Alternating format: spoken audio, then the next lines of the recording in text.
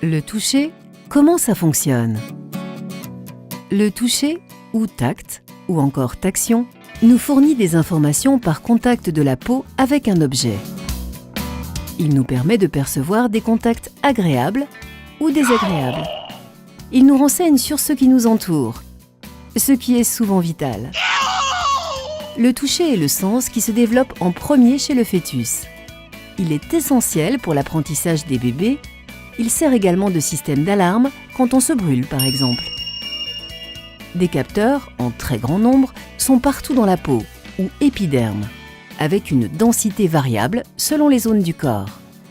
L'ensemble forme un véritable système qui contient plusieurs types de récepteurs et corpuscules, dont chacun a un rôle particulier. Les cellules de Merkel réagissent au toucher léger. Les corpuscules de Messner repèrent les frôlements. Les corpuscules de Ruffini sont sensibles aux vibrations et à l'étirement de la peau et des tendons. Les corpuscules de Pacini réagissent à la pression forte. Les corpuscules de Krause, eux, sont sensibles au froid. Enfin, les nocicepteurs sont les récepteurs de la douleur.